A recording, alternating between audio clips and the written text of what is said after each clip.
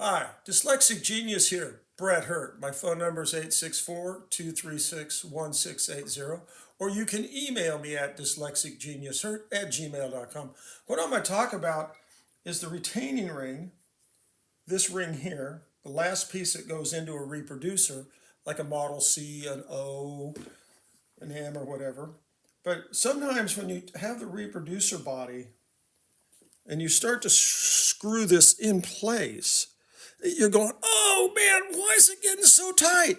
Well, the reason they get tight is because these really are nickel plated brass, and you want to set them on a flat piece of surface like your granite countertop, or I have this chunk of aluminum I always use, and there, that's fitting flat.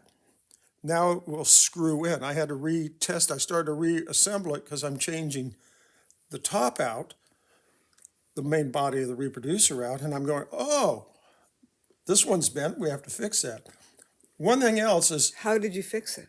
I take it and I look at it and I'll see if it's kind of bent like this. So what I'm going to do is turn the ring over like this and know where the bend is. And I take it on my piece of aluminum and I just kind of give it a little tug, tug, tug and test. And okay, Couldn't you break it that way? these are brass. It'll bend, but you have to be very careful. Originally, I made two little marks on it where it had been bent, because you want these to seat down all the way. The other thing is, this is the ring that goes in last in Edison reproducers, that this ring seats on to seat all the gaskets and the diaphragm. One problem is, these always rust. And why do these rust? Because Edison had a paper gasket in here, and this one's bent too. I have to fix this before reassembly.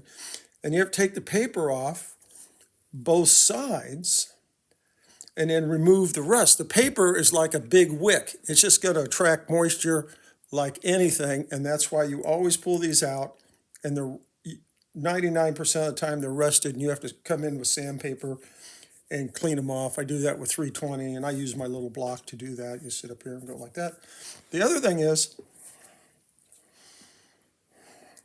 you don't want to put that diaphragm into your reproducer. On a Model O, this is one, you don't want to put that in there because it makes the sound level lower. So what I did was I cleaned this one for this O, and sudsing ammonia on both sides for about 2 days and gently brushed all the black crud off. And then I polished it out with a very soft toothbrush with my flits, so I get all the black removed. I can't use a buffer or anything on these things because these are very delicate. I did the flashlight test to make sure there were no holes. And when you're done, every time you rebuild your reproducer, you got to go, okay, that sounds good. You want to do the drop.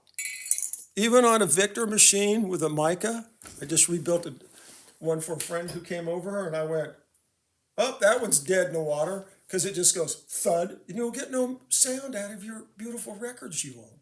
This is a lot of fun, and that's my tip for the day.